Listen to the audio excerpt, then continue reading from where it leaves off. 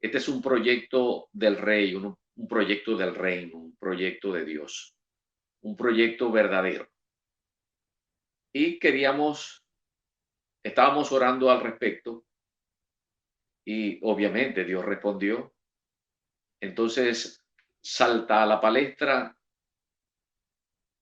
el ministerio de Vida TV, del cual estoy muy agradecido por la disposición y por el aporte que estamos seguros podemos hacer trabajando juntos para enaltecer a quien nos ha llamado de las tinieblas a su luz admirable.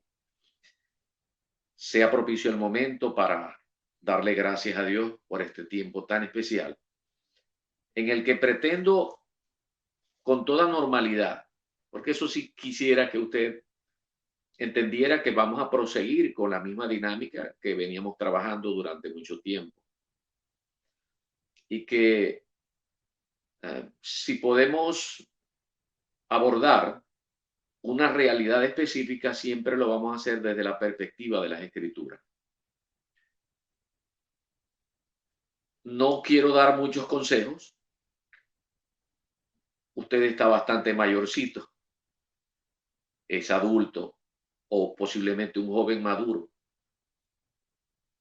porque por el hecho de que usted sigue las redes sociales y está pendiente de este mensaje, es porque usted ha alcanzado algo de madurez.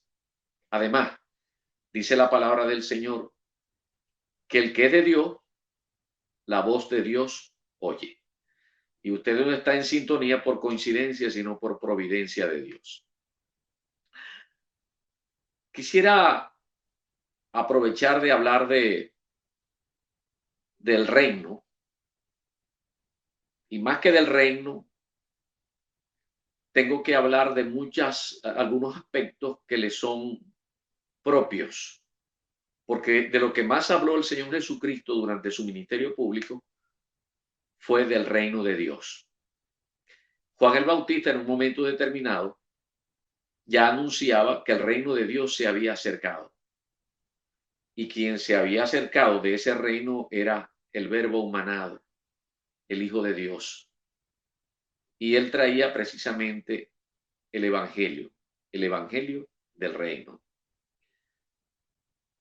En este momento estoy escribiendo un libro y pretendo demostrar que el Evangelio, además de tener un contenido, es un método.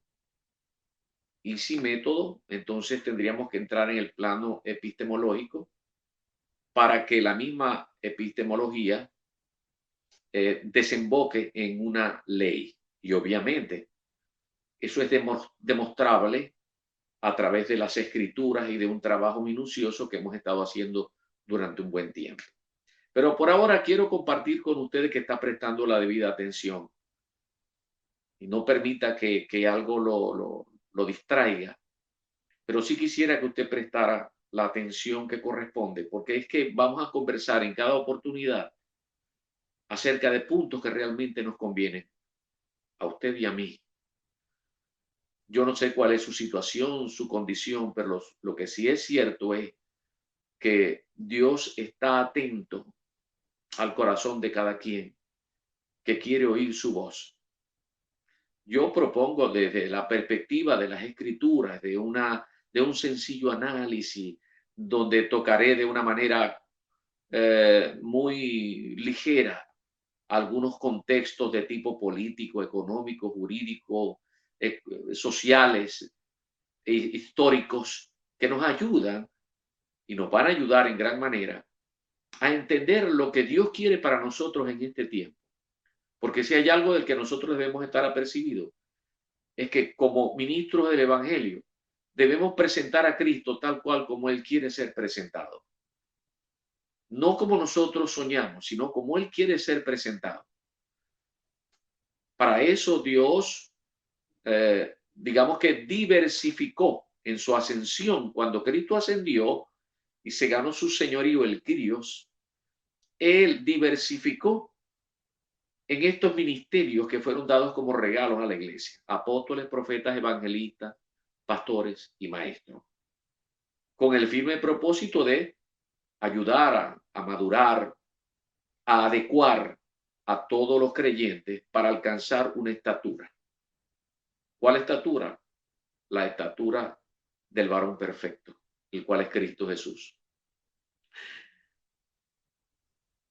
En el Evangelio según San Marcos, en el capítulo 1, los versículos 14 y 15, van a ser la plataforma en este momento de lanzamiento de un mensaje que yo he titulado El centro de la mitad del medio. Y usted me dirá, bueno, ¿y cómo es esto? Bueno, esa es una exageración, algo muy mío. El centro de la mitad del medio. ¿Por qué digo esto? Bueno, porque es la parte básica, neurálgica, central de lo que Jesucristo quiere expresarnos a través de todo su ministerio público y que es recogido en los evangelios y obviamente comentado a través de las misivas de sus discípulos, que constituyen obviamente el Nuevo Testamento. Marcos en su capítulo 1, versículos 14 y 15 dicen de la siguiente manera.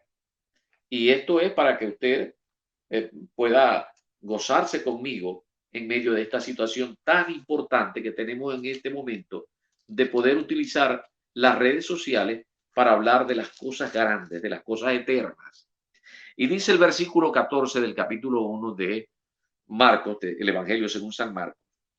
Después que Juan fue encarcelado, Juan el Bautista, Jesús vino a Galilea predicando el Evangelio del reino, diciendo, el tiempo se ha cumplido y el reino de Dios se ha acercado.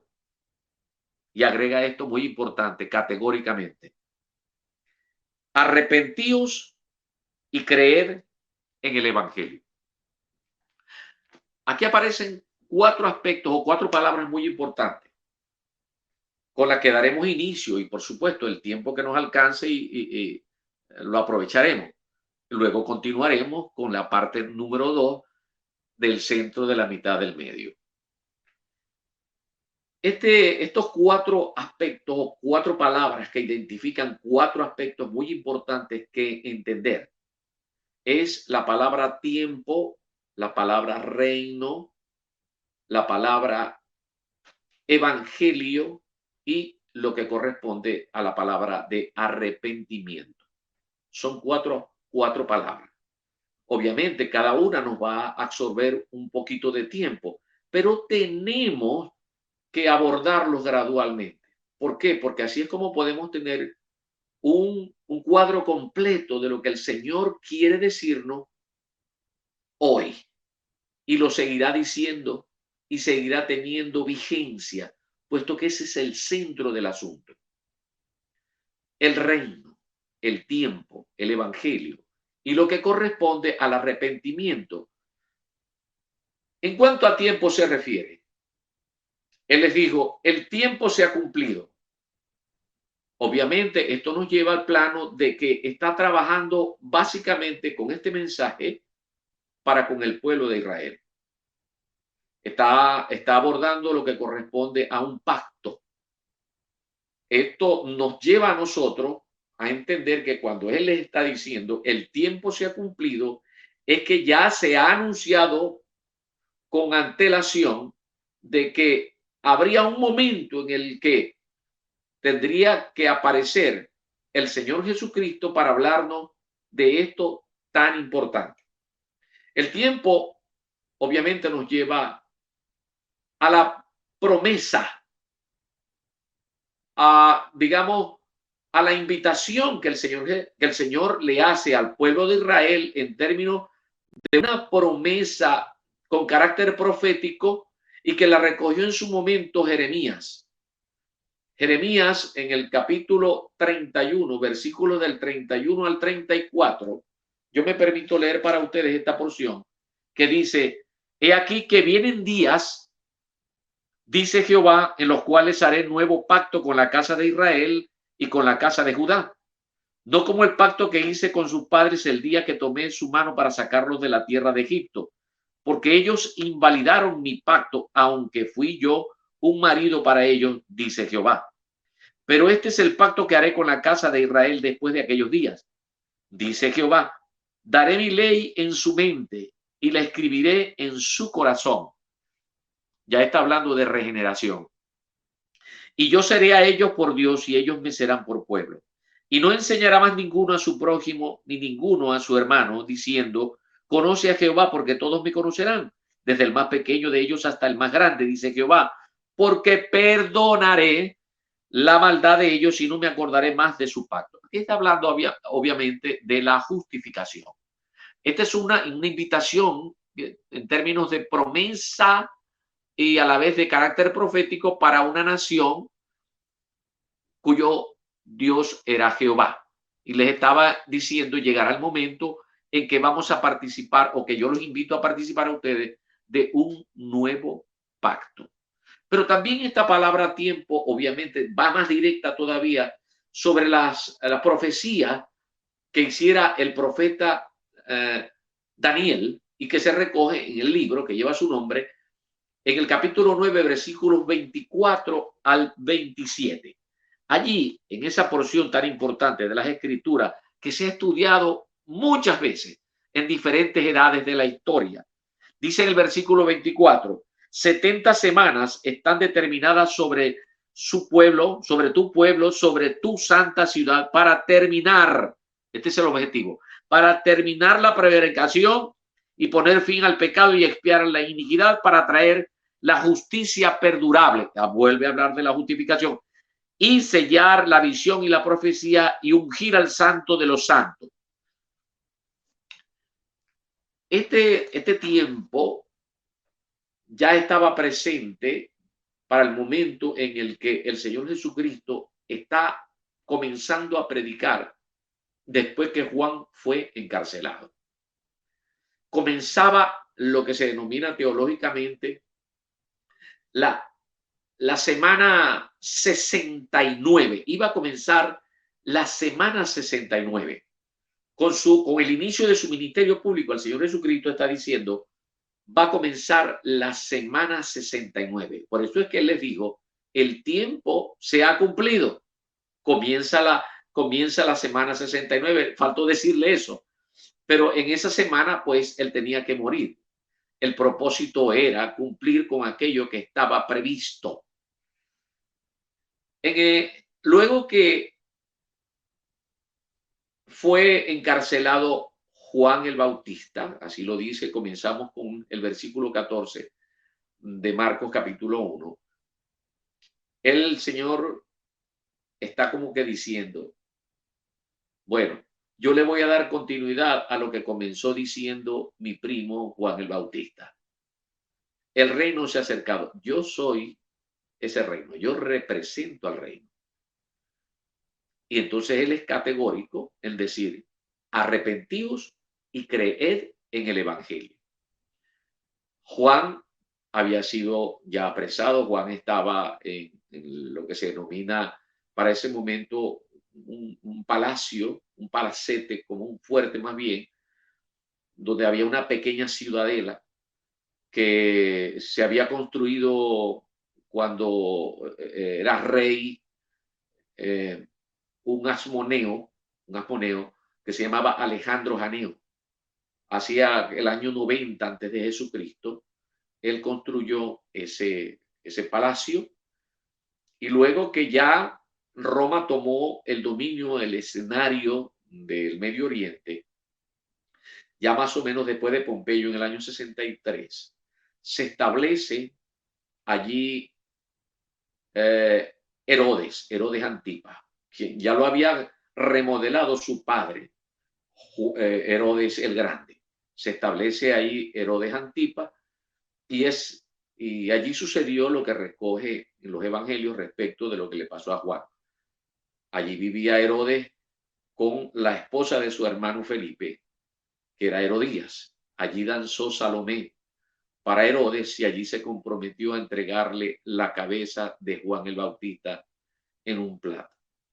Bueno, allí pasó, en Maqueronte. Esto es una zona que hoy son una ruina, que están en la parte oriental del lago, del Mar Muerto, perdón, Y hoy esas ruinas pues todavía están hablando de ese momento tan difícil, tan vergonzoso de la historia. Pero que a la vez el Señor Jesucristo retoma y dice, bueno, ya Juan no está, yo voy a continuar porque es que hay que darle continuidad a lo que vine a hacer. Y el Señor dice, arrepentíos y creed en el Evangelio. Esta es una palabra diciente de Dios mismo, la palabra del Señor Jesucristo. Él fue quien lo dijo, arrepentíos. La palabra arrepentir eh, viene de una palabra griega llamada metanoia. Él les está diciendo a ellos, y también nos lo está diciendo a nosotros hoy, y especialmente a usted, mi querido amigo, que está en sintonía no por coincidencia, que está viendo y siguiendo estas imágenes y esta nuestra conversación con usted, para que tome la determinación de arrepentirse. Pero ¿cómo es esto de arrepentirse? Arrepentirse era como dar vuelta 180 grados. Es cambiar de manera de pensar. Esto lo recoge la palabra metanoia, una palabra griega. Arrepentíos. Eso es lo que el Señor les estaba diciendo. Y le estaba diciendo, obviamente, básicamente a la estructura religiosa. Él les está diciendo, cambien de manera de pensar con respecto a mí. Cambien de manera de pensar de lo que ustedes creen que es Dios y hasta donde han hecho comentarios a través de la Mishnah, donde han hecho comentarios acerca de lo que es Dios y cómo pueden ustedes acercarse a Dios, ¿no? Tienen que cambiar de manera de pensar 180 grados y volverse a mí. Y volverse a mí. Esto es lo que el Señor les está diciendo. Yo soy la puerta. Yo soy la puerta de ese reino. Entren, vengan y entren por mí, a través de mí. De manera que no se puede pasar por alto la invitación que el Señor Jesucristo está haciendo de una manera muy especial, pero que también advierte que es la única forma de entrar en el reino, porque lo más importante es el reino. Una vez que nosotros entramos por la puerta que es Cristo Jesús, a través del arrepentimiento, entonces comienza el proceso salvífico. La salvación teológicamente tiene 6 aspectos fundamentales: el arrepentimiento, la fe, el nuevo nacimiento o regeneración, la justificación, la adopción y la santificación. Pero el Señor Jesucristo es categórico cuando dice la primera parte: arrepentidos y creed en el Evangelio. La palabra evangelio es muy interesante. Yo siempre hago un comentario al respecto porque es necesario que entendamos que dejemos de pensar tan religiosamente. No hay palabras santas: revelación, evangelio, iluminación. No hay palabras santas. No. Dios escoge las palabras que el hombre ha inventado en ese progreso que hacen los pueblos y que se estudia desde la perspectiva de la semiótica, de que las palabras que se inventan tienen su significado para poder comunicarse. Y la palabra evangelio era una palabra que inclusive es de origen griego, evangelion, cuya idea principal era alguien que llevaba un mensaje y una vez que efectuaba el trabajo de entregar la buena nueva, le era dado una recompensa. Esa palabra fue adoptada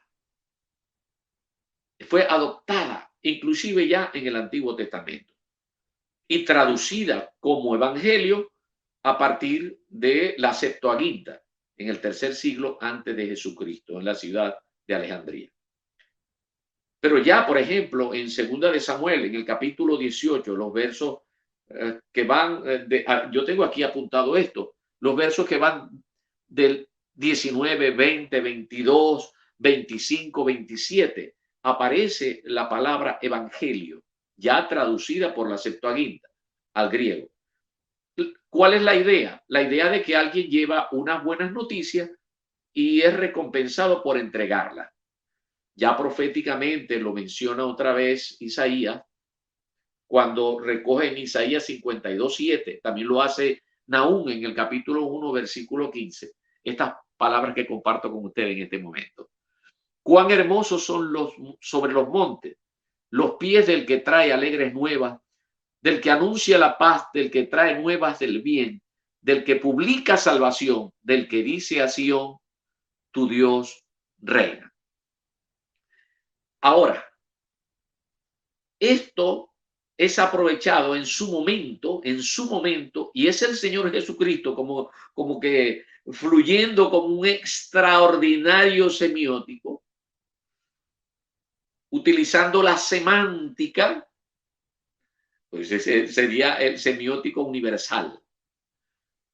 Él utiliza la palabra evangelio con el propósito de que ya madurada esta palabra y que había experimentado algunos cambios, él viene a decirle, yo traigo unas buenas noticias. Y esas buenas noticias, obviamente, son las que la humanidad debería conocer. Y quienes primero conocieron de esas buenas noticias fue el pueblo de Israel.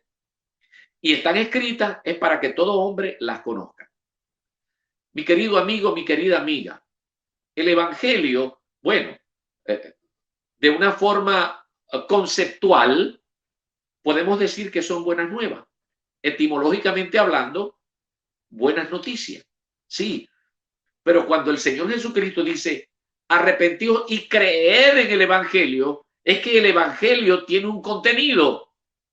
Y ese contenido nosotros debemos entenderlo, porque es misericordia de Dios. Esto obedece a todo un plan. Me quedan pocos minutos, pero quiero compartir en estos minutos ese contenido del evangelio.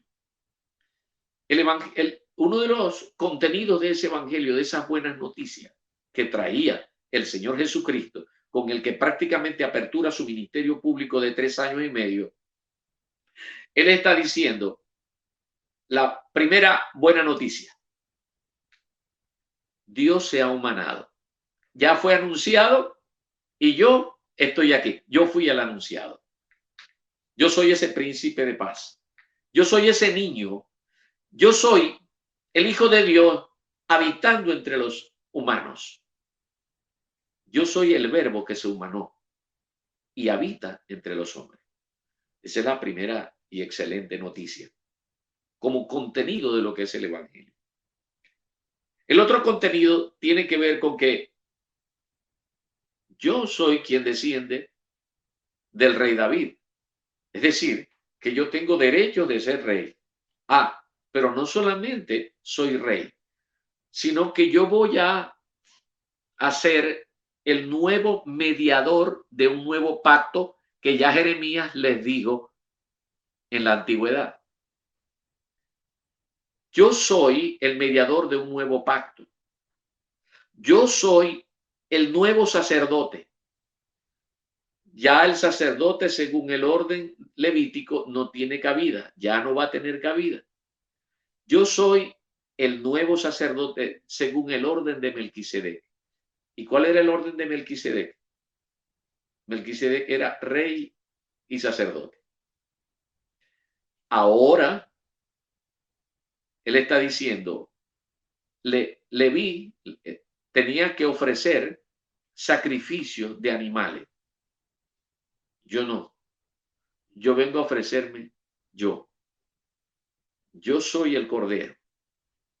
Yo soy el rey que va a ser cordero inmolado en una cruz para salvación de todos los hombres. Este es parte del contenido del evangelio. Yo soy el mediador de un nuevo pacto. Yo soy el rey y sacerdote. Yo, cuando ascienda, les voy a dar de mi espíritu. Esa es otra excelente noticia. Qué buena noticia esa. Mi querido amigo, si usted está prestando la debida atención, bueno, usted va a tomar la decisión de recibir con agrado el hecho de que existe la disposición de Dios de darnos de su espíritu. Cuando nosotros tenemos el Espíritu Santo de Dios, entonces estaremos aptos, capacitados. ¿Para qué? Para entonces transitar de la puerta, que es Jesucristo, hacia adelante, hacia alcanzar el plan salvífico que encierra el último aspecto, que es la santificación. Pero con la ayuda del Paracletos, del Espíritu Santo de Dios, el cual Él enviará, el cual dice Jesucristo que enviaría. Esa es parte de la buena noticia. Ese Espíritu Santo los va a guiar a toda verdad y a toda justicia. Les voy a perdonar todos los pecados. ¿Qué le parece esa noticia? Dentro del plan salvífico está un subplan que se denomina la justificación, que encierra tres aspectos fundamentales: la remisión, la redención y la propiciación. Llevada a efecto la justificación, ya usted tiene un nuevo estado, ya usted es justificado, usted es libre de toda culpa. Ahora tiene un nuevo estado, por tanto puede estar delante de Dios para recibir directrices y ser copartícipe, porque ahora usted es iglesia. Y al ser iglesia es copartícipe de ese plan para que otras personas lleguen al conocimiento de Dios, como usted va a llegar hoy, en este día. Es de suma importancia que usted entienda gradualmente el contenido del Evangelio. Ese contenido tiene, además de que cuando el Espíritu Santo de Dios, que es el Señor activo en la iglesia y que la iglesia representa el cuerpo de Jesucristo, ahora se dinamiza ese evangelio a través de dos voluntades: la voluntad de Dios, la voluntad suya, y un instrumento que se llama fe, para que nosotros podamos seguir juntamente con Cristo Jesús trabajando en función de que otras personas lleguen al conocimiento de Dios. Usted tiene que llegar al conocimiento de Dios. Usted no puede limitarse a vivir como un ser humano que vive solamente por los sentidos.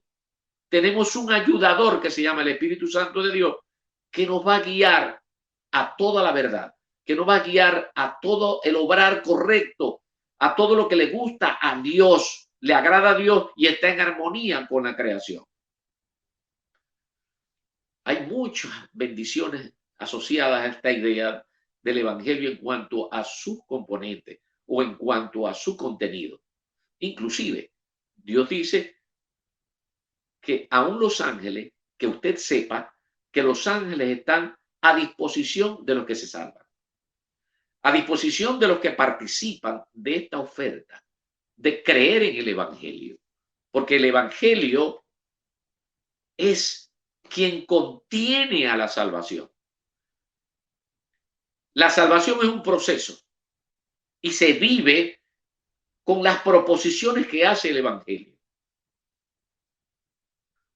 Es así como nosotros podemos alcanzar una estatura, una madurez y poder disfrutar de todo lo que Dios ha hecho en favor nuestro. Pero yo creo que el tiempo nos anuncia que ya hemos llegado al final. No sin antes quiero invitarles muy cordialmente para que podamos hacerle luego en otra emisión de Vida TV a través de Proyecto Real, la voz de la comunidad cristiana Plenitud, otra entrega de ricas bendiciones en donde vamos a continuar con este mensaje que se denomina El centro de la mitad del medio, parte 2, en donde estaremos tocando no solamente ya el Evangelio y su contenido, sino también lo que corresponde al plano específico de la salvación y cómo es que nosotros podemos llegar a arrepentirnos. Es de suma importancia que usted se disponga a que en su momento pueda seguir las redes sociales y específicamente este plan maravilloso que propone Vida TV. Me despido en este momento para que usted pueda tener un día muy especial, es nuestro deseo, y que el Señor le bendiga en sumo grado. Rogamos porque usted haya sido bendecido. Estoy apercibido de esto porque como Dios pone carga en los corazones, uno sencillamente se dispone a hablar lo que tiene que hablar, compartir y ministrar, que al fin y al cabo es lo que a nosotros nos gusta hacer bien. Será hasta entonces y Dios me los bendiga.